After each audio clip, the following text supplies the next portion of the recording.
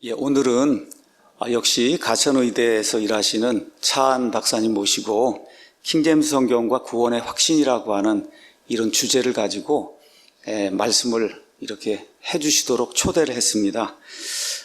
우리 차한 박사님은 아마 저하고 제가 여기 들어온 지 만 28년이 지났는데 아마 한 27년, 26년 그 이상 같이 교제하고 정말 형제처럼 지내고, 또 특별히 우리 킹제임스 성경, 이제 흠정용 성경 우리가 쓰고 있는데 같이 이제 번역에 참여하시고 또 교정도 해주시고 늘 기도해 주시는 아주 귀한 분입니다. 송도에 있는 국제침례교회, 여기 또 담임 목사로도 지금 일하고 있습니다. 이 시간에 나오셔서 우리 손에 들려있는 하나님의 말씀, 이 하나님의 말씀을 하나님께서 어떻게 보존해 주셨고, 또 어떻게 우리가 이 성경을 통해서 구원을 받고 또 어떻게 구원의 확신을 갖는가, 참 좋은 주제인 것 같습니다. 예수님께서 사람이 빵으로만 사는 것이 아니라 하나님의 입에서 나오는 모든 말씀, every word라고 표현했어요. 그래서 창세기부터 요한계시록까지 나오는 이 모든 단어, 한 단어 한 단어를 하나님께서 영감으로 이렇게 숨을 불어넣어 주시고 보존해 주셨다는 이런 사실 증언할 때, 이것을 듣는 모든 분들에게 우리 주 예수님의 은혜가 풍성히 넘치기를 간절히 원합니다. 소개 감사합니다. 빨리 코로나 사태가 종식이 돼서 이제 오프라인에서도 비공개가 아니라 공개로 이런 강연과 예배가 이루어졌으면 좋겠습니다. 자, 오늘 제가 여러분들과 함께 나눌 내용은 킹제임스 성경과 구원의 확신인데, 우리 주변에 적지 않은 크리스천들이 예수님을 믿는다고 하면서도 구원을 잃어버릴까 봐 상당히 불안해하고 있기도 합니다. 왜냐하면 구원받은 후에 죄를 지으면 구원을 잃어버리는 것이 아닌가, 그렇게 생각을 하고 있기 때문이죠. 그러나 그것은 복음을 잘 이해하지 못한 데서 생기는 불안감입니다. 구원을 받으면 그 다음에 죄를 지어도 구원을 잃어버리는 것이 결코 아니죠. 히브리서 10장 10절을 보겠습니다. 바로 이 뜻으로 말미암아 예수 그리스도의 몸이 단 한 번 영원히 드려짐을 통해 우리가 거룩히 구별되었노라. 그렇습니다. 예수님의 십자가 사건을 통해서 우리는 완전한 대속을 얻을 수 있게 되었습니다. 과거의 죄 물론, 현재의 죄 물론, 심지어는 미래의 죄까지도 단번에 영원히 once for all 십자가에서 처리가 되었습니다. 그래서 구원받은 후에 죄를 짓더라도 구원을 결코 잃어버릴 수가 없습니다. 물론 죄지면 어때요? 마음의 평안이 깨지죠. 또 하나님하고의 교제가 물론 제대로 되지 않죠. 그러나 죄를 짓더라도 하나님의 자녀라고 하는 그 신분이 변하는 것은 결코 아닙니다. 요한복음 6장 40절을 보시겠습니다. 나를 보내신 분의 뜻은 이것이니 곧 아들을 보고 그를 믿는 모든 자가 영존하는 생명을 얻는 것이니라. 마지막 날에 내가 그를 일으키리라 하시니라. 여기 나왔듯이 예수님을 구주로 믿기만 하면 영존하는 생명을 얻는다고 되어 있습니다. 죽더라도 부활하신 주님을 만나 그 영존하는 생명을 계속 이어나갈 수가 있게 되는 것이죠. 이 구절뿐이겠습니까? 성경에 우리의 구원에 대한 안전보장을 가르쳐주는 구절들이 상당히 많습니다. 그 중에 한 구절만 더 보도록 하겠습니다. 에베소서 1장 13절입니다. 너희도 진리의 말씀, 곧 너희의 구원의 복음을 들은 뒤에 그분을 신뢰하였고 너희가 믿은 뒤에 또한 그분 안에서 약속의 저 거룩하신 영으로 봉인되었느니라. 우리가 구원을 유지하는 것은 우리의 어떠함으로 될 수가 없습니다. 우리의 선한 행위, 우리 스스로의 의로움, 결코 그것이 우리의 구원을 유지시켜주지 못합니다. 이 에베소서에 나온 말씀처럼 성령님께서 강하게 우리를 인치시고 봉인하셨기 때문에 우리의 구원이 유지되는 것입니다.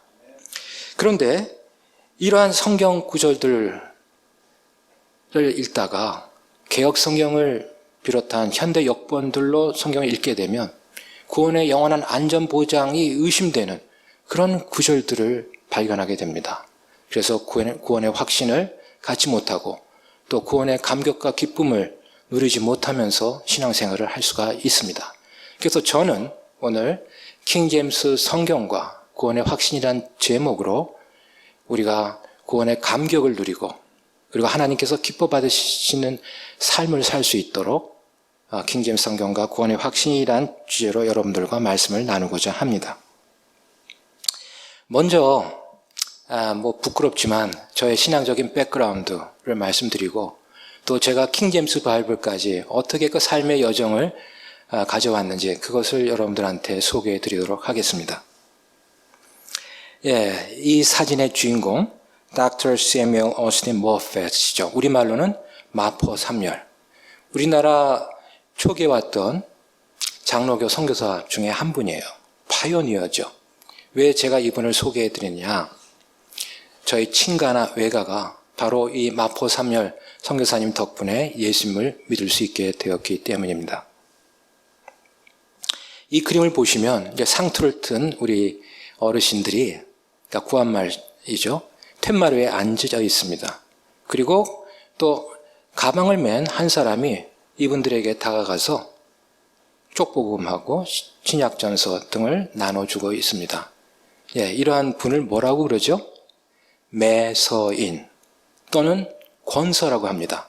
요즘식으로 얘기하면 이제 전도인 또 전도사 그렇게 할 수가 있겠죠. 저희 증조부께서 마포 3열 선교사님을 통해 예수 그리스도에 관한 복된 소식을 듣고 구원받은 후 바로 이 매서인이 되셨습니다. 그래서 전국 곳곳을 돌아다니며 신약전서 또는 쪽복음 등을 나눠주며 전도를 하셨죠. 그리고 그 영향을 받아서 저희 할아버지께서는 일제시대임에도 불구하고 미국에 신학 공부를 하러 유학 가시고 또 신학 박사 학위를 받고 귀국하셔서는 목회를 하셨었습니다. 이거는 아마 저희 증조부께서도 들고 다니셨던 것일 수도 있는데 1858년에 나온 신약 전서입니다. 그리고 이 사진은 한국 교회사에서 좀 의미 있는 사진이기도 합니다. 평양 산중형교회에 재직회를 하면서 찍은 건데요. 1937년 1월 1일에 찍은 겁니다. 앞줄 첫 번째 줄에서 왼쪽으로부터 네 번째 까만 두루마기 입은 분이 유명한 주기철 목사님이세요. 그리고 그 왼쪽에 저희 외할아버지 유계준 장로님이 앉아 계시죠. 저희 외할아버지는 마찬가지로 마포 3열 선교사님에 의해서 예수님을 알게 되고 구원받은 후 평양 산정형교회 재무 담당 장로로 섬기셨죠. 그리고 특별히 주기철 목사님이 이제 감옥에 갇히셨을 때 옥바라지를 손수하셨고 또 해방 이후에 북한이 이제 공산화되지 않았습니까? 그때 평양 산정형교회를 지키시다가 공산당에 의해서 순교를 당하셨어요. 그래서 이런 신앙적인 백그라운드 가운데서 제가 태어나서 어렸을 때부터 이제 교회에 출석하기 시작했습니다. 그래서 저는 다른 모태 신앙인들도 대부분 그렇지만 언제 구원받았는지 그 날짜와 시간 전혀 모릅니다. 그러나 지금 돌이켜 생각해 보면 초등학교 고학년 때는 확실하게 예수님을 구주로 믿었던 것으로 기억이 됩니다. 이러면서 신앙생활을 하다가 제가 완전하신 하나님 말씀이 있나 하고 탐구하던 중에 그렇지. 킹제임스 바이블이 이 21세기, 그때는 이제 20세기였지만 오늘 현재 우리에게 주어진 하나님의 최종 권위구나 하는 사실을 알게 되었습니다. 그래서 이제 성경 번역에도 참여를 하게 되었고요. 근데 1611년에 발간된 이 킹제임스 성경의 표지를 보게 되면 그 중간쯤에서 이렇게 적혀 있습니다. Newly translated out of the original tongues. 그러니까 구약은 히브리어, 신약은 헬라어에서 번역을 했다는 거죠. 특히 헬라어 같은 이제 TR, Textus Receptus, 표준 원문에서 킹제임스 역자들이 번역을 했습니다. 근데 그걸로 끝난 게 아니에요. 그 뒤에 또 나오는 구절이 있습니다. 그게 뭐냐면 And with the former translations, diligently compared and revised. 1611년 이전에 다양한 번역들이 있어 왔는데 그것을 면밀히 비교하고 심사숙고해서 번역을 했다는 겁니다. 전 이게 요즘 말로 신의 한 수라고 생각해요. 창세기 3장에서부터 사탄은 하나님 말씀을 공격하고 변개시켜 왔습니다. 6천년 인류의 역사 가운데 이 사탄의 하나님의 말씀에 대한 공격은 현재 완료 진행형으로 계속되고 있죠.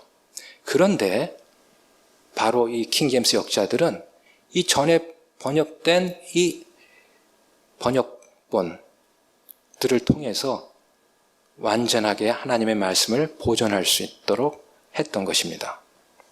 자, 그럼 어떤 차이가 있느냐? 개역성경에는 사도행전 8장 37절이 있을까요? 없습니다. 신약성경 13군데가 개역성경에는 없음이라고 되어 있어요. 근데 킹제임스 성경은 없음이란 구절이 하나도 없습니다. 자, 그러면 사도행전 8장 37절이 왜 빠졌는지 한번 생각을 해보겠습니다. 빌립이 이르되 만일 그대가 마음을 다하여 믿으면 받을 수 있느니라 하니 그가 응답하여 이르되 예수 그리스도께서 하나님의 아들이심을 내가 믿노라 하니라.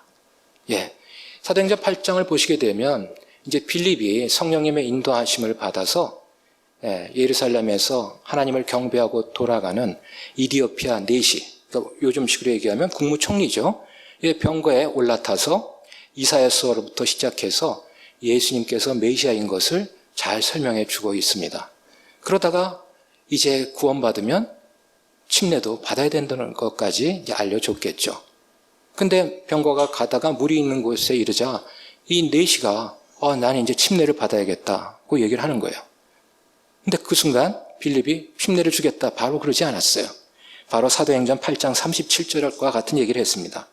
즉 신앙 고백이 확실한지 구원받았는지 점검을 한 겁니다. 그러자 이디오피아 내시는 어떻게 답을 했어요?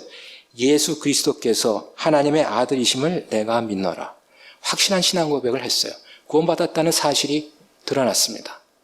그래서 빌립과 이디오피아 내시는 물에 들어가서 이제 침례를 행하게 됐던 거고 그리고 다시 올라왔죠. 자, 이러한 구절이 있으면 누가 불편해할까요? 네? 예. 유아 세례를 통해서 구원이 있을 수 있다고 하는 사람들이 불편해하겠죠. 그래서 천주교 4번에는 사도행전 8장 37절이 빠져 있는 것입니다. 또 한 글 더 보겠습니다. 요한일서 5장 7절. 이건 개역성경에도 있는 것으로 되어 있습니다. 근데 실제로는 요한일서 5장 6절의 마지막 부분을 개역성경에서는 7절로 내려와 써놓은 것에 불과합니다. 즉 요한일서 5장 7절은 개역성경에는 없다고 보셔야 됩니다.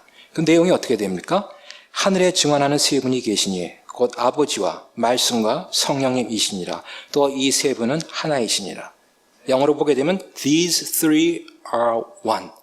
삼일체에 대해서 명쾌하게 서술하고 있습니다. 자, 이 구절로 인해서 불편해할 사람들이 누굴까요? 아리우스파, 아리우스주의자. 여호와의 증인이죠. 그래서 여호와의 증인은 이 킹제임스 바이블을 매우 싫어합니다. 자, 이렇게 이제 킹제임스 성경이 1.1획도 틀림없는 절대무한 하나님의 말씀인 것을 믿고 또 이제 성경 번역에도 참여하면서 아주 업된 신앙생활을 하던 가운데 저에게 이게 정말 그럴까? 어떤 의심을 불러일으키는 그러한 일들이 생겼어요. 그 중에 하나가 마태복음 12장 40절입니다. 여러분들 예수님이 언제 돌아가셨다고 생각하십니까? 네, 전통적으로 많은 교회에서는 금요일에 돌아가셨고 저 금요일 밤에 묻히셨다가 일요일 아침 일찍 또 부활하셨다고 가르치죠. 저도 그렇게 알고 있다가 영어로 이 마태복음 12장 40절을 보니까 3 days and 3 nights라고 나왔어요. 문자 그대로. 이거는 72시간인데 아니 이게 어떻게 된 건가? 굉장히 혼란스러워졌어요. 그래서 이걸 어떻게 푸나 많이 조사해 보다가 제가 책을 하나 발견했습니다. Difficulties in the Bible. 네, R.A. 토레이가 쓴 책이죠. 이것을 읽고서 그렇지. 예수님이 돌아가신 것은 수요일이고 수요일 저녁 땅거미가 질 때 묻히셨다가 토요일 저녁 땅거미가 질 때, 즉 안식일이 끝나고 주의 첫날이 시작되는 그 순간에 예수님이 부활하셨구나 하고 확실하게 알 수가 있었습니다. 물론 참고로 이 R.A. 토레이는 R.A. 토레이 3세 대천적 신부가 아닙니다. 또 대천적 신부와 같은 에큐메니칼 주의자가 아니고 대천적 신부의 그러니까 할아버지가 되는 분이시죠. 그 다음에 또 성경을 읽다가 참 어려운 구절을 발견했어요. 열왕기하 8장 26절과 역대하 22장 2절인데 그 내용인즉슨 여러분들이 보시는 대로 아시아 왕의 통치 시작할 때의 나이를 언급한 구절이에요. 열왕기하에는 22세, 역대하에는 42세로 되어 있어요. 예루살렘에서 1년 동안 통치한 거 똑같죠? 어머니의 이름은 오므리의 딸 아달랴라고 나왔습니다. 그거 다 똑같습니다. 물론 여기 딸은 이제 손녀를 의미하는 것이긴 한데요. 그래서 이걸 어떻게 하나? 성경이 1.1획도 틀림이 없는데 이거 어떻게 해야 되나? 물론 아이러니컬하게도 개혁 성경에는 이대로 되어 있습니다. 왜 그러냐면 구역 성경에는 킹 제임스 바이블이 많이 영향을 미쳤거든요. 그래서 한글 개혁 성경에도 이렇게 나와 있습니다만 영어 현대 역본, 예를 들면 NIV 같으면 이거를 다 22세로 통일해 버렸어요. 그래서 이걸 해결하기 위해서 제가 나름대로 이제 성경을 읽으면서 가계도도 열심히 그리고 또 그 당시 이제 번역위원들, 우리 정동수 교수님을 포함해서 번역위원들한테도 이것 좀 해결해 달라고 SOS를 계속 치고 그랬었어요. 그러다가 캐브리 채플 코스타 메사에서 세미나가 열린다는 얘기를 듣게 되었습니다. 척 스미스 목사님이라고 캘버리 채플 무브먼트를 일으키신 분이에요. 그러니까 미국에 이제 대형 교회들이 많은데 숫자로 계산해서 1위부터 20위까지 안에는 이 캘버리 채플 펠로우십에 들어있는 교회가 반이나 됩니다. 이 척 스미스 목사님이 강해 설교로 엄청난 부흥을 일으키신 분이죠. 20세기 최고의 강해 설교가라고 해도 과언이 안 될 뿐인데 제가 UCLA 메디컬 센터에서 연수를 하고 있을 때 그때 이분의 교회에 출석해서 이분의 설교를 듣고 굉장히 감명을 많이 받았거든요. 그래서 이 척 스미스 목사님 같으면 이걸 해결할 수 있겠다. 그래서 제가 척 스미스 목사님이 주재하시는 세미나에 참석하기 위해서 병원에 일주일간 휴가를 냈습니다. 그리고 참석해서 이제 좋은 말씀도 많이 듣고 이제 공개 질의 시간에 여기에 대해서 질문했어요. 그랬더니 척 목사님이 뭐라고 답변하셨냐? 저는 히브리어 잘 모릅니다. 히브리어의 알파벳에는 작은 점이 있는데 그것이 필사 과정에서 빠졌기 때문에 이런 일이 생긴 거다. 제가 듣고 싶던 답이 아니었습니다. 물론 그 작은 점 하나 찍고 안 찍고에 따라서 의미가 확 달라지는 건 상식이죠. 일례로 제 이름에서 점 하나 잘못 빼면은 표현이 완전히 달라집니다. 큰일 납니다. 이해 못하시고 넘어가시는 게 더 좋겠습니다. 그래서 실망해서 일주일 동안의 그 시간과 돈 다 이거 헛되이 보낸 거 아닌가. 그러고 이제 돌아왔어요. 그러던 중에 며칠 뒤 제가 소포를 하나 받았습니다. 이 책이 담겨있는 소포였어요. The Book of Bible Problems. 바오 박사가 쓴 책인데 그 포스트잇이 딱 붙었어요. 형제님이 원하시던 답이 들어있는 책입니다. 누가 이걸 저한테 보냈을까요? 우리 정동수 교수님이 저한테 이 책을 보냈어요. 그래서 이거 이제 읽어봤더니 정말 완벽한 답이었어요. 간단하게 얘기해서 동명이인이죠. 아까 눈치 빠른 분은 보셨을지 모르겠지만 역대하 22장에는 거기 또 아닌 also라는 단어가 더 들어가 있어요. 물론 그 해석은 다양하게 할 수가 있습니다만 중요한 거는 이 두 구절이 모순이 전혀 없다고 하는 것이죠. 그래서 너무 하나님께 감사드리면서 이제 더 이상 이 킹 제임스 바이블에 대해서 의심을 할 수는 없겠다. 그 생각이 들었는데 내가 존경하는 이 척 목사님도 이 사실을 알면 좋겠다. 그래서 척 스미스 목사님한테 이제 편지를 써서 보냈어요. 그러자 일주일 만에 답신이 왔습니다. 뭐라고 왔느냐? 무슨 감사의 말씀을 하면서 자기가 여태까지 읽었던 해석 중에 the best explanation이다. 그래서 이걸 잘 파일에 뒀다가 나중에 여기에 대한 질문이 오면 자기가 답을 하겠노라. 너무 겸손하게 이런 답을 금방 주셨어요. 정말 세계적인 대목회자이심에도 이렇게 저한테 답을 보내시는 걸 보고 더 하나님께 감사와 찬송을 올려드렸습니다. 그래서 더욱 제가 열심히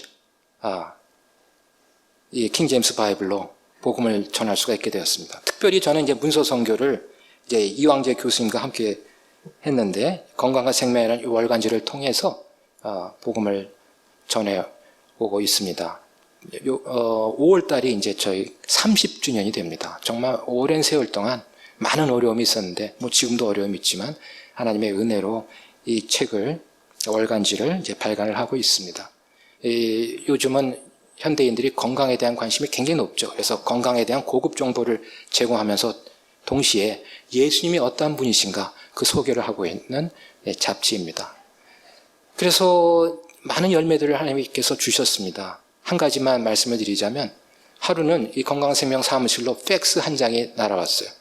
자기가 건강 때문에 이 잡지를 몇 년째 보고 있는데 아니 왜 이 사람들은 이렇게 신앙적인 얘기를 할까? 그래서 전혀 그동안 읽지 않던 이 신앙 칼럼들을 옛날 책부터 해서 읽기 시작했다는 겁니다. 그러다가 예수님을 구주로 영접했다고 하면서 이제 그 건강에 대한 기사는 좀 줄이고 신앙적인 거 좀 늘려달라 그렇게 요청하는 팩스도 자기가 받았습니다.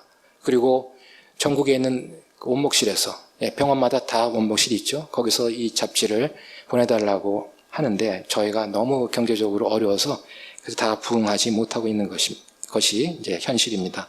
하여간 제가 이 잡지의 편집인으로서 성경적인 세계관으로 이 세상에서 일어나는 여러 가지 일들, 정치, 경제, 사회, 문화 각 분야의 그 사건들을 바라보는 성경으로 세상보기라는 칼럼을 썼고 그것을 모아서 성경으로 세상보기 1, 성경으로 세상보기 2 이렇게 단행본을 내게 되었습니다. 또 성경에 나오는 똥에 대한 풀이를 하면서 똥 이야기라는 책도 냈고 또 국민일보에 1년간 연재했던 칼럼을 모아서 성서 건강이라는 책도 내게 되었습니다. 3년 전에는 성경과 의학, 그리고 1년 전에는 개독교를 위한 변명 등을 내면서 킹제임스 바이블로 담대하게 하나님의 말씀을 선포를 하고 있습니다.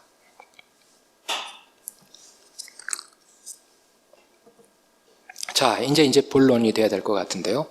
우리가 구원의 확신을 가지려면 바로 이 믿음과 행위에 대한 구별을 확실하게 해야 됩니다. 구원이 어떤 방법으로 이루어질까요? 한 3가지 나눌 수 있습니다. 첫째, 행위로 구원받는다? 성경이 그렇게 얘기하고 있지 않죠. 근데 행위로만 구원받는다고 하는 사람들이 굉장히 많습니다. 이럴 때 우리는 이들을 뭐라고 얘기해야 될까요? 종교라고 얘기해야 됩니다. 믿음으로만 구원받는다? 맞습니다. 성경적 진리가 이겁니다. 그래서 기독교는 이런 의미에서 종교가 아닙니다. 기독교는 복음이죠. 근데 요즘 기독교계 내에서도 믿음만 갖고는 안 돼. 행위가 좀 들어가야 돼. 이렇게 주장하는 분들이 점점 늘어나고 있으면서 구원받은 크리스찬조차도 구원의 확신을 갖지 못하고 또 구원의 기쁨과 감격을 누리지 못하고 살아가게 되는 것이 현실입니다.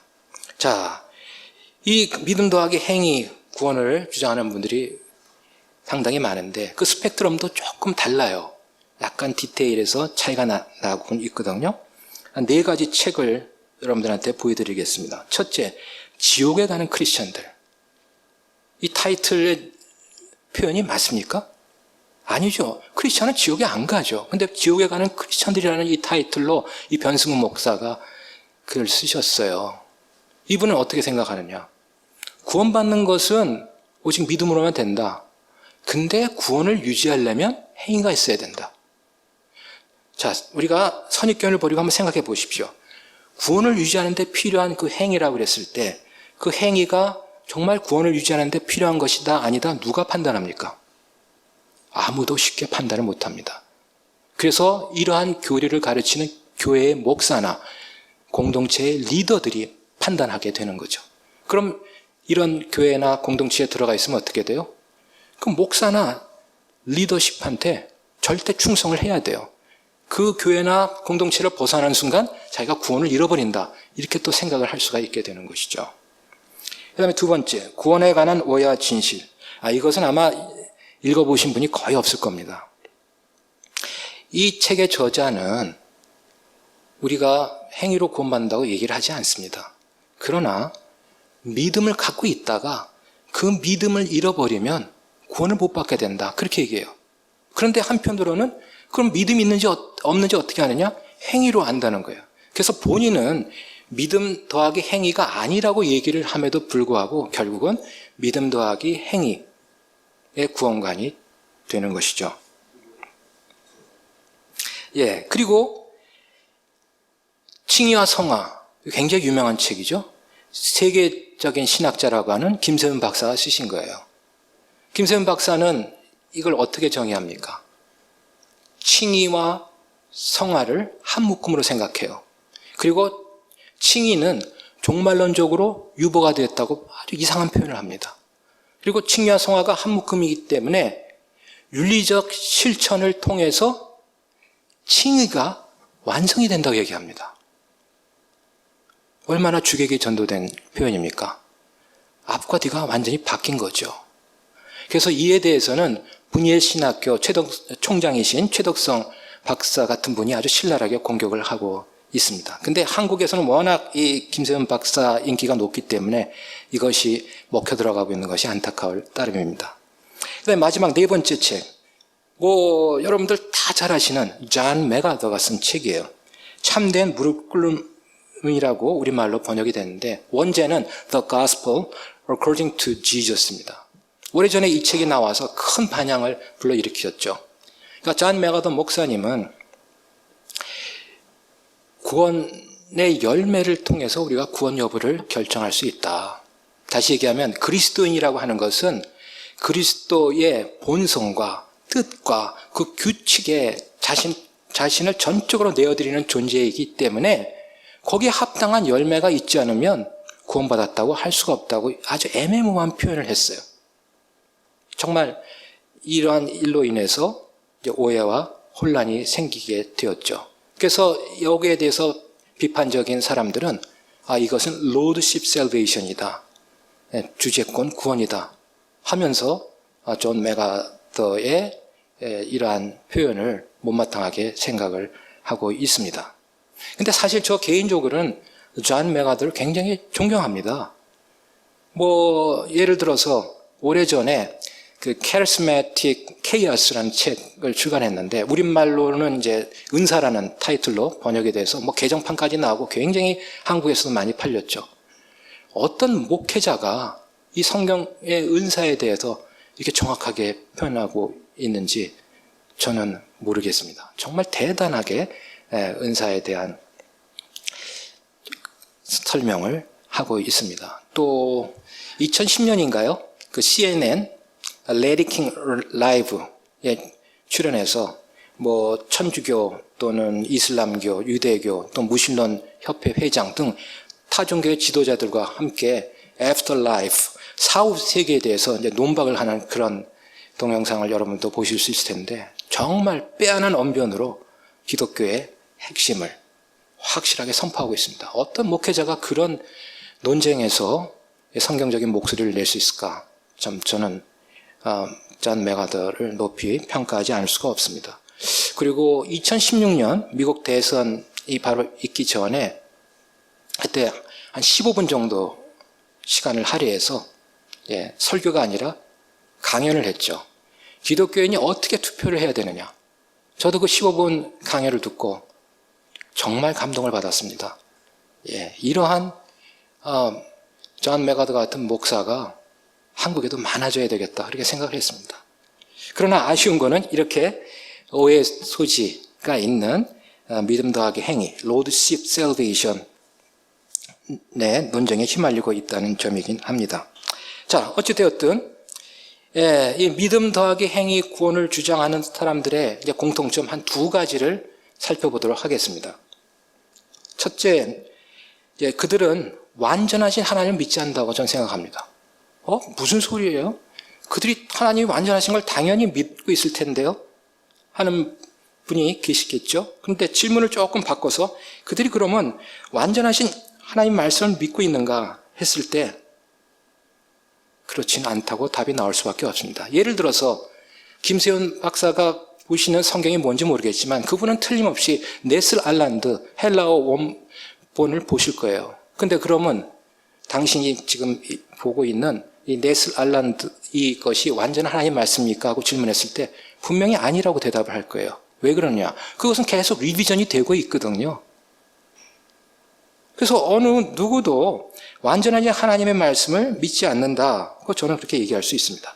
요한복음 1장 1절에서는 이렇게 나오죠. 처음에 말씀이 계셨고 말씀이 하나님과 함께 계셨으며 말씀이 하나님이셨더라. 우리는 이 말씀이 예수님인 것을 잘 알고 있습니다. 예. 그리고 여기 나온 대로 말씀이 곧 하나님입니다. 그래서 신구약 전서 66권이 바로 예수님과 동등한 거예요. 그래서 우리는 지금 이 순간에도 완전한 하나님의 말씀이 우리 손에 쥐어졌다고 믿습니다. 물론 이런 믿음 더하기 행위 구원을 주장하는 분들은 자필 원본이 완전하다고는 얘기를 하시겠죠. 그러나 하나님께서는 자필 원본만 완전하다고 그렇게 우리에게 허락하신 것이 아니라 그 뒤에 번역의 과정을 통해서 각 시대마다 완전하신 하나님 말씀을 주셨다고 믿고 있고 지금 이 시대에는 영어 킹 제임스 바이블이라고 저는 확신을 합니다. 시편 12편 6절 7절을 보겠습니다. 주의 말씀들은 순수한 말씀들이니 흙도가니에서 정지하여 7번 순수하게 만든 은같도다. 오 주여 주께서 그것들을 지키시며 주께서 그것들을 이 세대로부터 영원히 보존하시리이다.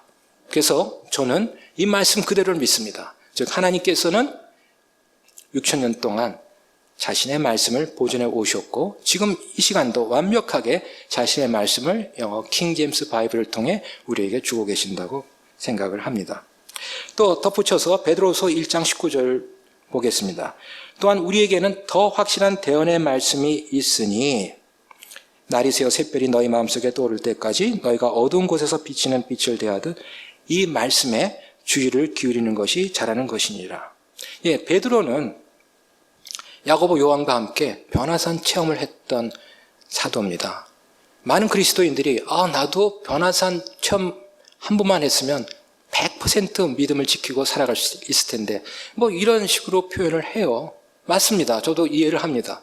근데 베드로는 어떻게 얘기합니까? 자기가 이 변화산 체험을 했지만 그 어떤 크리스천보다도 더 놀라운 신비적인 체험을 했지만 그것보다도 more sure, 더 확실한 게 뭐다? 하나님의 말씀이라고 얘기하는 겁니다. 그래서 이 말씀에 우리 크리스천들은 주의를 기울여야 된다고 하시는 거죠. 그래서 거듭 말씀드리지만 지금 이 시대에 우리에게는 1611년에 나온 킹 제임스 바이블이 최종 권위로 들려져 있는 것입니다. 자, 그럼 구체적으로 개역 성경과 킹 제임스 흠정역 성경의 차이를 보도록 하겠습니다. 베드로전서 2장 2절입니다. 개역에는 이렇게 되어 있어요. 갓난 아이들같이 순전하고 신령한 젖을 사모하라. 예? 아니 이게 뭡니까? 크리스찬은 우유를 많이 마셔야 된다? 이런 뜻인가요? 계속해서 이는 이로 말미암아 너희로 구원에 이르도록 자라게 하려 함이라.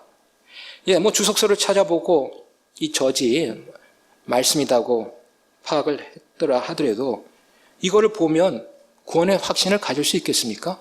성경에 나오는 3만 구절 이상을 다 암송한다 하더라도 구원에 이른다고 하는 보증이 될 수가 있습니까? 아니죠. 근데 킹 제임스 흠정역을 봅시다. 어떻게 되어 있습니까? 새로 태어난 아기들로서 말씀의 순수한 젖을 사모하라. 명쾌하게 젖이 말씀인 것을 얘기하고 있고요. 그리고 여기서 또한 중요한 거는 영적으로 태어나는 시점이 있다는 거죠. 몇 년 전에 제가 99세 되는 어르신에게 예수님을 소개했습니다. 그래서 그분이 복음을 받아들이고 예수님을 구주로 영접했습니다. 육체적 나이는 99세지만 예수님을 영접할 당시에 영적 나이는 얼마예요? 0세입니다. 0세. 신생아입니다. 신생아. 그 99세 어르신한테 젖이 필요할까요? 필요하지 않을까요? 필요해요. 어떠한 젖이 필요해요? 성경 말씀이 필요한 겁니다. 이것은 너희가 그 저주로 말미암아 성장하게 하려 함이라. 자, 그래서 이 두 구절을 비교해 보면 어떤 생각이 드십니까? 개역 성경 읽으면 구원의 확신이 오나요? 안 옵니다. 킹제임스 흠정역 읽으면 구원의 확신이 오게 되죠. 다음 빌립보서 2장 12절을 보겠습니다. 개역은 두렵고 떨림으로 너의 구원을 이루라라고 되어 있습니다. 이것도 마찬가지예요. 미래형으로 구원이 서술되어 있어요. 두렵고 떨림으로 11조 이상도 하고 교회 문이 열려 있을 때는 다 교회 나가서 참석하고 그래도 구원을 확실하게 보장해 준다는 얘기가 여기 없습니다. 그런데 킹제임스 흠정역으로 보겠습니다. 어떻게 되어 있습니까? 두려움과 떨림으로 너희 자신의 구원을 일하여 드러내라. 영어로 얘기하면 이거죠. Work out your own salvation with fear and trembling. 여러분들 work out이라는 말 많이 들어보셨죠? 기업이 도산하고 했을 때 이제 조치를 취하는 그런 형태가 work out인데 work 행위입니다. 그게 반대 말이 영어로 뭐죠? belief 또는 faith입니다. 그럼 out의 반대말은 뭐죠? in입니다. 그래서 work out 전에 뭐가 있어야 돼요? belief in 있고 faith in이 있어야 됩니다. 즉 예수 그리스도를 구주로 믿는 그 믿음이 있고 나서 즉 그리스도에게 속하고 나서 그 다음에 그리스도인으로서의 정체성을 갖고 행동을 해야 되는 겁니다. 구원을 일하여 드러내는 겁니다. 자, 그럼 빌립보서 2장 2절 개역성경과 킹제임스 성경역으로 비교를 해봤을 때 어떻습니까? 개역성경을 읽으면 구원의 확신을 갖기가 힘듭니다. 킹제임스 흠정역을 읽어야지 확실한 구원의 확신을 갖고 신앙생활을 할 수가 있게 되는 것이죠. 자, 이제 두 번째로 믿음 더하기 행위 구원 주장자들의 공통점을 보겠습니다. 그들은 성경 말씀을 문자 그대로 믿지 않습니다. 대개의 경우 영해를 많이 시도하죠. 또 다르게 얘기하면 성경 말씀을 바르게 나누지 않습니다. rightly dividing을 하지 않아요. 디모데후서 2장 15절입니다. 너무나 중요한 말씀이죠. 너는 진리의 말씀을 바르게 나누어. 개역 성경을 보면 이런 의미가 전달이 안 됩니다. rightly dividing the word of truth. 내 자신을 하나님께 인정받은 자로 부끄러울 것이 없는 일꾼으로 나타내도록 연구하라고 되어 있습니다. 그래서 우리는 이 말씀에 근거해서 하나님의 말씀을 바르게 나눠야 됩니다. 자, 하나님의 경륜이라는 게 있습니다. 하나님의 dispensation. 이 그림에 보시는 대로 무죄, 창세기부터 계시록까지 순서대로 보게 되면 무죄, 양심, 인간정부, 언약, 율법, 은혜, 환난기, 왕국 이렇게 이어질 수 있습니다. 물론 저의 이런 주장에 전혀 동조를 안 하셔도 상관없습니다. 개인마다 그건 견해가 차이가 있을 수 있으니까. 우리가 구원받는 건 어느 시대나 다 동일해요. 오직 믿음으로만 구원을 받아요. 그러나 하나님의 경륜은 하나님께서 우리 인간들을 다루시는 방법은 그건 시대마다 차이가 있습니다. 이렇게 세세하게 나누지 않더라도 여러분들이 적어도 신약과 구약의 경륜이 차이가 있는 건 아실 겁니다. 구약에는 특정한 사람만이 제사장이 되었죠. 근데 신약지는 어때요? 구원받은 성도들 모두가 다 제사장이죠? 구약에는 어떻게 또 예배를 드렸어요? 짐승을 잡아갖고 피를 흘려서 예배를 드렸어요. 오늘날 그렇게 하는 데가 있나요? 없습니다. 확실히 신약과 구약이 나눠지죠. 물론 유월절을 강조하는 그런 교회들도 있더라고요, 요즘. 근데 그분들도 그렇게 짐승을 잡아서 목을 따갖고 피를 흘려서 예배 드리지는 않는 걸로 알고 있어요. 자, 그런데 이제 문제가 또 뭐냐? 신약의 시작이 마태복음 1장부터라고 하는 것이죠. 신약 시대는 마태복음 1장부터 된 것이 아니에요. 예수님은 율법 시대를 사셨던 분이에요. 언제부터냐? 히브리서 9장 15절에서 17절이 그 사실을 알려주고 있습니다. 이런 까닭에 그분께서는 예수님께서는 새 상속 언약, The New Testament, 신약 성경이죠. 의 중재자이시니 이것은 첫 상속 언약, 구약입니다. 아래에 있던 범법들을 구속하시려고 죽으심으로써 부르심을 받은 자들이 영원한 상속유업의 약속을 받게 하려 하심이라. 계속해서 16절, 17절 읽어보겠습니다. 상속 언약이 있는 곳에는 또한 반드시 상속 언약하는 자의 죽음이 필히 있어야 하나니 상속 언약, 테스트먼트, 이것은 사람들이 죽은 뒤에라야 효력이 있고 상속 언약하는 자, 즉 예수님을 의미하죠. 가 살아있는 동안에는 아무 힘이 없느니라. 그래서 마태복음 같은 경우에 특별히 거기서 나오는 구절들로 신약 교리를 만들려고 하다 보면 참 이게 꼬이게 됩니다. 예수님의 십자가 사건 이후가 이제 본격적인 신약 시대인 것이죠. 자, 우리는 또 이제 구원을 세 가지로 또 나눠야 할 것으로 생각합니다. 첫째, 칭의, justification이에요. 이거는 누구든지 예수님을 구주로 영접하는 순간 그 사람의 선행에는 전혀 상관없이 하나님께서 의롭다고 인정해 주시는 것을 의미하죠. 그리고 그렇게 칭의가 돼서 구원받은 사람이 이제 하나님 말씀을 따라 이제 성결의 삶을 살아가는 것을 sanctification, 성화라고 얘기합니다. 그리고 마지막 세 번째 구원은 이제 몸의 부활이 있고 나서 영광스러운 몸으로 우리가 이제 부활을 하지 않습니까? 예수님 만날 때. 그리고 영화로운 상태가 되는 것을 의미합니다. glorification. 그래서 구원도 이렇게 칭의, 성화, 영화로 나눠야지 이제 언어를 사용하는 데 있어서 혼란이 오지 않습니다. 또한 구원은 죄의 관점에서 이렇게 나눠볼 수가 있습니다. 첫째, 칭의라고 하는 것은 죄로 말미암아 영원한 지옥, 불못, 브로스, 레이크 오브 파이어에 갈 수밖에 없었는데 그 형벌로부터 구원받는 거다.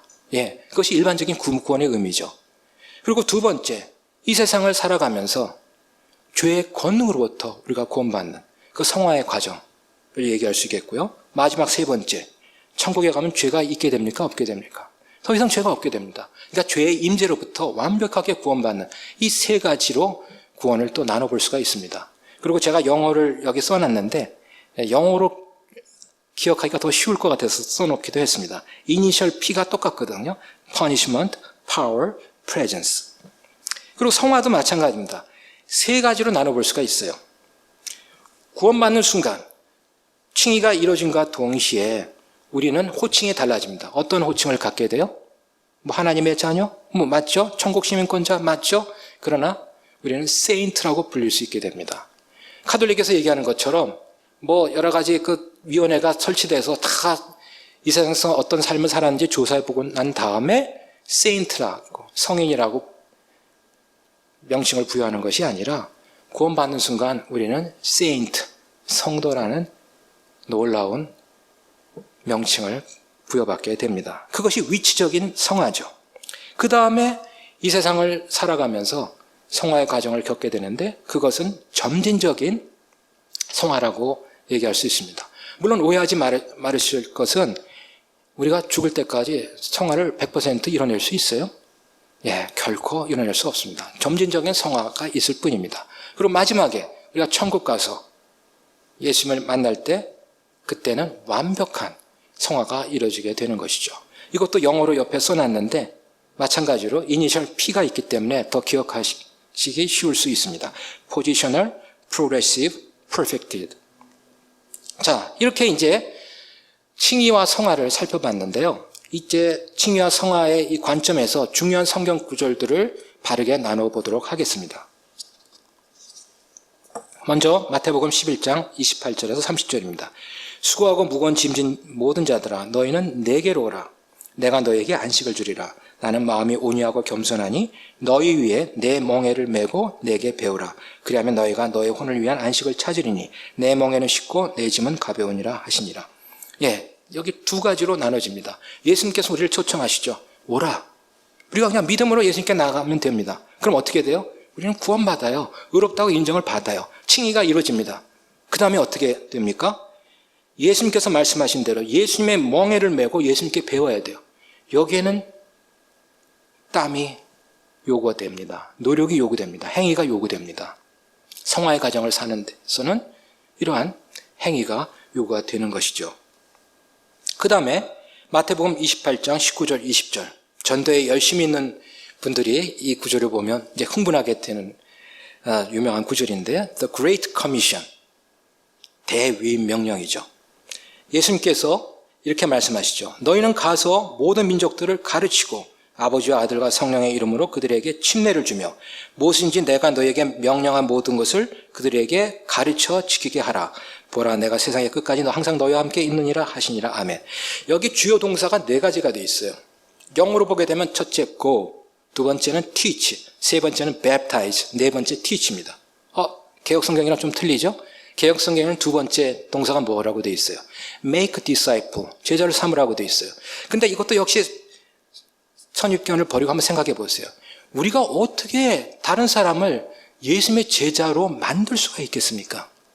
우리는 믿지 않는 사람들에게 하나님의 말씀을 전하고 복음을 선포하고 그들에게 예수님을 소개할 수는 있지만 어떻게 믿지 않는 사람을 예수님의 제자로 만들 수가 있겠습니까? 그건 인본주의적인 생각이죠. 인위적인 생각이에요. 자, 어찌되었든 이 동사가 4개 나오는데 두 번째 가르치다 teach가 있고 또 네 번째 가르치다 teach가 있습니다. 그럼 그 teach의 목적어는 차이가 있을까요? 없을까요? 당연히 있습니다. 두 번째 가르치다는 목적어가 뭡니까? 많은 성경 말씀 가운데에서도 구원에 관한 것, 즉 the gospel, 복음을 가르치라는 거예요. 그래야 구원받죠. 그리고 구원받은 다음에 어떻게 돼요? 침례를 또 받게 되는 것이고. 그럼 마지막에 가르치다, teach의 목적어는 뭘까요? 네, 여기 나와 있듯이 예수님께서 우리에게 명령한 모든 것, 우리가 성화의 삶을 살아갈 수 있도록 성경의 창세기부터 계시록까지의 모든 내용들을 그들에게 가르쳐야 되는 것이죠. 그래서 이렇게 이 마태복음 28장 19절 20절도 칭의와 성화의 관점에서 확실하게 나눠집니다. 또 요한복음 8장 31절이에요. 예수님께서 자기를 믿은 그 유대인들에게 이르시되 너희가 내 말에 거하면 참으로 내 제자가 되고, 예수님을 믿으면 이미 구원받은 거예요. 의롭다고 인정받는 거예요. 근데 그 다음에 예수님이 뭘 요구하십니까? 예수님 말에 거하라. 그래야 내 제자가 된다. 그렇습니다. 우리가 성화의 삶을 살아가려면 하나님의 말씀을 충만히 받고 그리고 나서 예수님의 제자로서의 삶을 살 수가 있는 거죠. 칭의와 성화가 여기서 나눠지게 됩니다. 사도행전 26장 20절도 마찬가지예요. 다마스쿠스 사람들에게 또 예루살렘에서 그리고 두루 모든 유대 지방과 이방인들에게서 그들이 회개하고 하나님께로 돌아와 회개에 합당한 일들을 행하여야 함을 보이매, 우리는 당연히 회개하고 하나님께 돌아와서 구원을 받습니다. 예수님을 인격적인 구원자 주님으로 영접합니다. 아무런 선한 행위가 없어도 하나님께서는 우리를 의롭다고 인정해 주시죠. 그리고 그 다음에 어떻게 해요? 우리는 성화의 과정을 살아야 돼요. 회개에 합당한 일들을 행해야 돼요. 앞에 부분은 칭의, 뒤에 부분은 성화가 되는 겁니다. 에베소서 2장 8절에서 10절도 마찬가지입니다.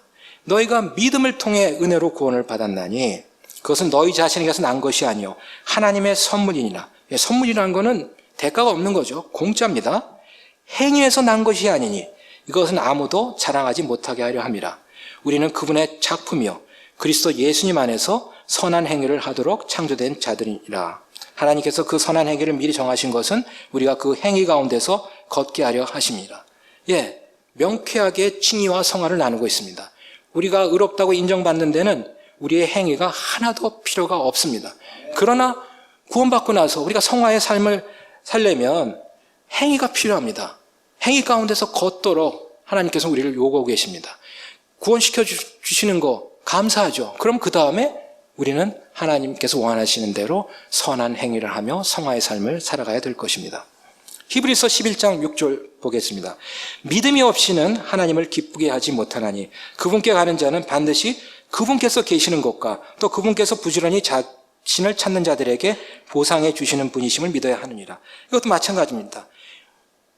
크리스찬이 되려면 예수님께서 창조주이시고 또 우리의 유일한 구원자이시고 지금도 살아계시는 것을 믿으면 됩니다. 그러면 하나님께서 우리를 의롭다고 인정해 주세요.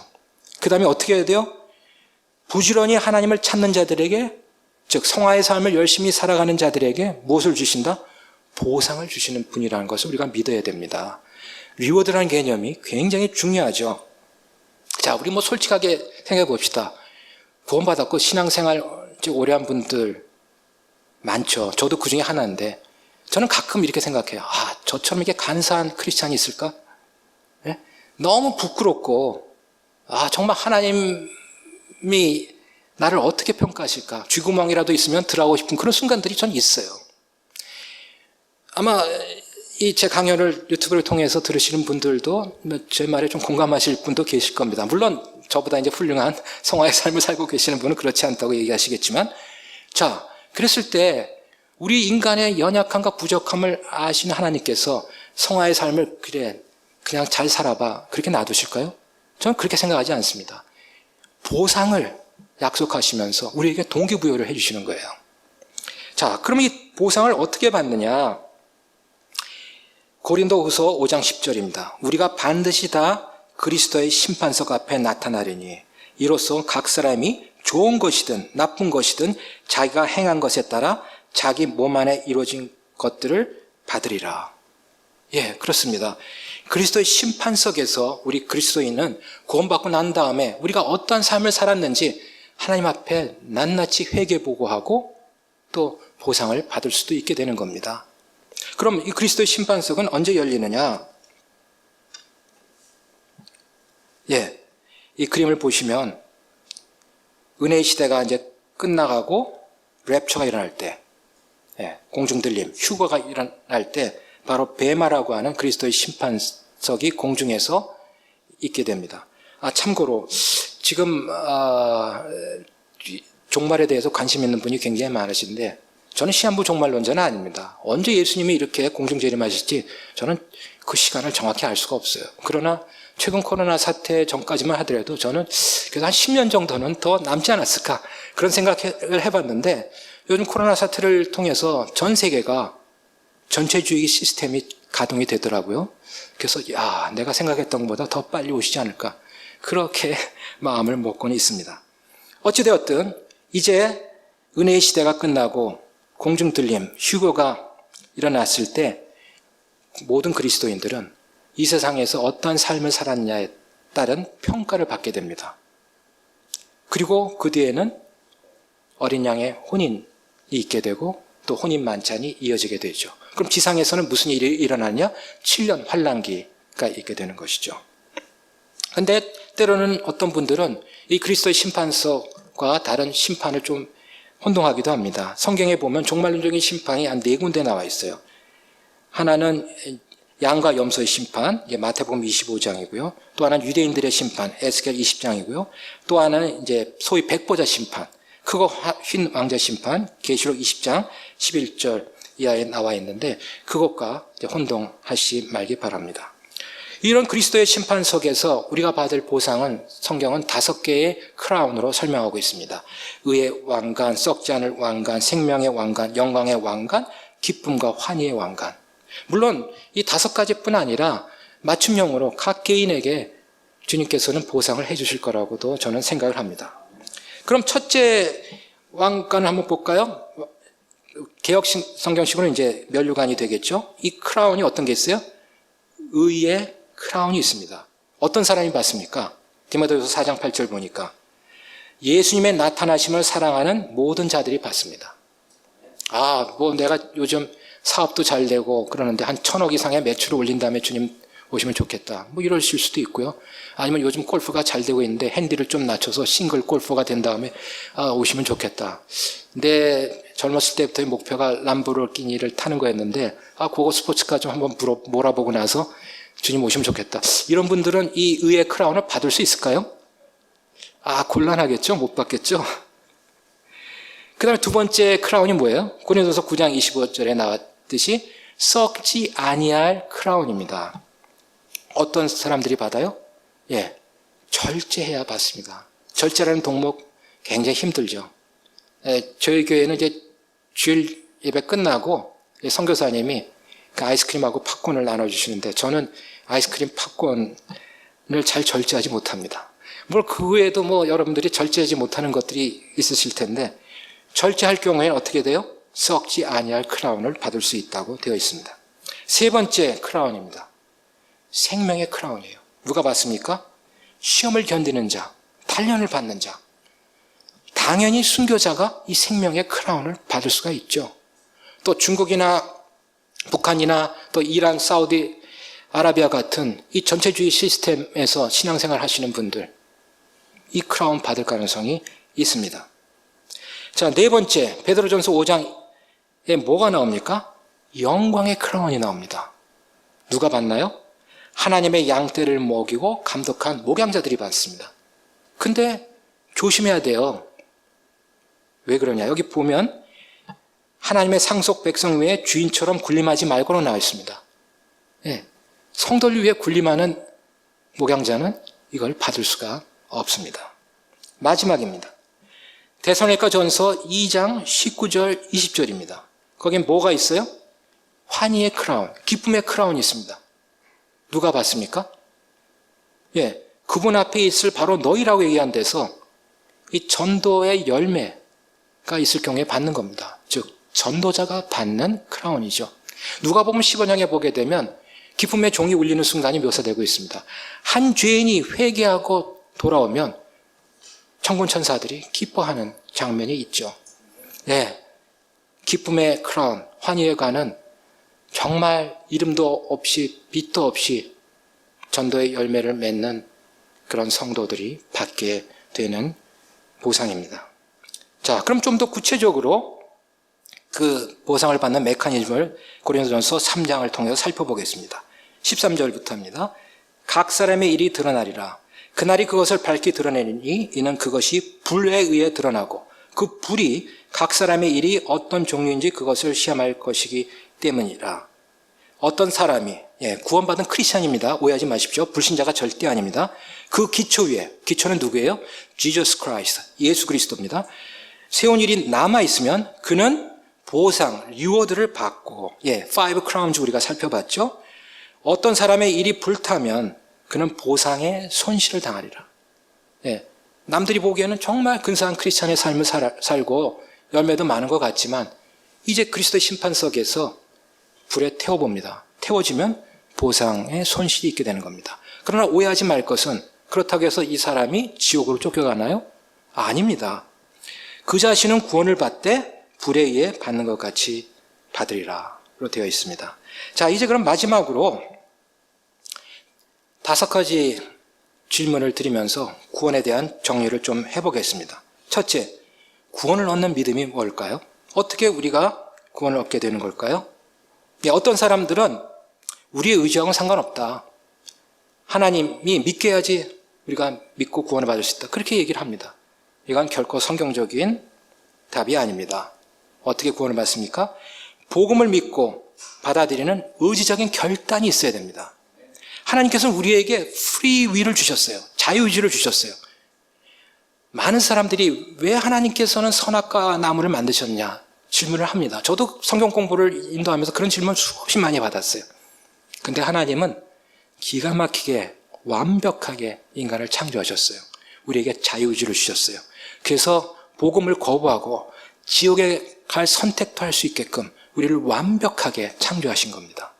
그래서 하나님께서 그 은혜로운 초청을 하시면 그때 우리는 자신의 의지를 갖고 선택을 해서 구원을 받을 수 있게 되는 겁니다. 두 번째 질문이죠. 믿음과 행위의 관계는 어떻게 되느냐? 이미 쭉 살펴봤듯이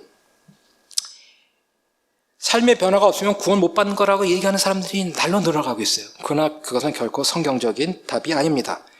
구원은 행위와 상관없이 믿음으로 받는 것입니다. 그러나 제자의 삶을 살려면 땀을 흘려야 되죠. 헌신이 필요합니다. 자, 여기서 한 2가지 OX 퀴즈를 한번 내보겠습니다. 첫째, 맞으면 O, 틀리면 X예요. 아무개 형제, 당신 그러고도 천국 갈 수 있어? 그러니까 맞는 표현입니까? 틀린 표현입니까? 틀린 표현이에요. 그럼 두 번째, 아무개 형제, 당신 그러고도 그리스도인이라고 할 수 있어? 맞는 표현입니까? 틀린 표현입니까? 이건 맞는 표현이에요. 오죠. 맞히셨는데, 우리 정 목사님 맞히셨는데, 상품, 제가 준비해서 드릴게요. 세 번째 질문입니다. 회개와 믿음의 관계가 어떻게 되느냐? 어떤 사람들은 회개는 중생으로 인한 필연적인 반응이다. 그렇게 얘기를 합니다. 그거는 성경적이 아니에요. 하나님께서는 단 한 번 돌아서는 그 회개를 우리에게 요구하고 계시고 또 그때 회개하고 예수님의 대속을 믿으면 우리는 구원받는 겁니다. 그러나 그걸로 구원이 끝나나요? 아니죠. 구원파서 얘기하듯이 이걸로 회개가 끝나는 건 아닙니다. 우리는 주님과의 교제 회복을 위해서 매일매일 회개 기도를 해야 됩니다. 많은 사람들이 그렇게 얘기해요. 구원받을 때는 몰랐는데 이제 신앙생활 좀 하고 열심히 살아보려고 하니까 왜 이렇게 회개 기도해야 될 것이 많은지 모르겠다. 저도 동감합니다. 날로 그 죄에 대한 센서티비티가 증가합니다. 옛날에는 이거 회개거리가 아니라고 생각했는데 이제 하나님 말씀 보다 보니까 이것도 회개해야 되겠구나, 저것도 회개해야 되겠구나. 회개 기도 시간이 신앙이 성장하면서 점점 더 늘어납니다. 자, 네 번째 질문입니다. 구원의 확신의 근거가 뭐냐? 어떤 분들은 이렇게 얘기하죠. 하나님께서 창세 전에 천국 갈 사람 미리 예정하셔서 그것이 구원의 확신의 근거다고 얘기하죠. 아니죠. 성경은 그런 예정론을 얘기하고 있지 않습니다. 성경은 예지 예정을 얘기하고 있습니다. 자, 이것은 하나님께서 믿는 자에게 영생을 약속하셨기에 그 약속의 말씀을 믿으면 누구든지 구원을 확신할 수 있게 되는 겁니다. 제가 베드로후서 1장 아까 말씀을 드렸는데요. 어떤 인간적인 체험과 인간의 이성과 판단과 철학보다도 더 확실한 게 뭐라고요? 하나님의 말씀입니다. 그래서 이 완전하신 하나님 말씀을 믿으면 그걸로 우리는 구원의 확신을 갖고 구원의 감격을 누리면서 신앙생활을 할 수가 있게 되겠죠. 자, 다섯 번째입니다. 육적인 그리스도인에 대한 입장.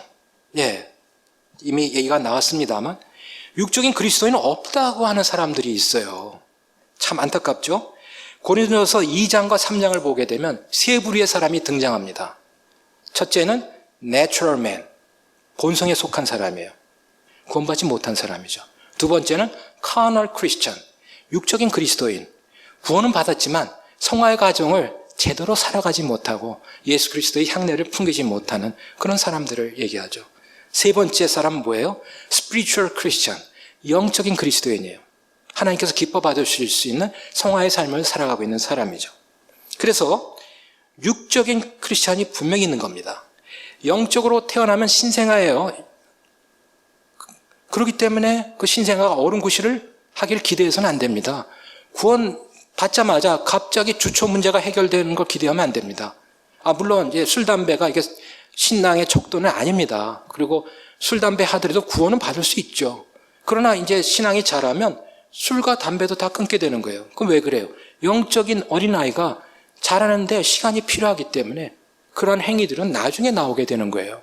근데 구원 받은 지 얼마 안 됐는데 당신 이거 뭐 하나도 그리스도인답지 않아 이러면서 그 사람 구원 못 받았다고 얘기하는 건 어불성설이 되는 거죠. 자, 하여간 요점은 육적인 그리스도인이 분명히 있다고 하는 사실입니다. 그래서 이제 말씀을 마치고자 합니다.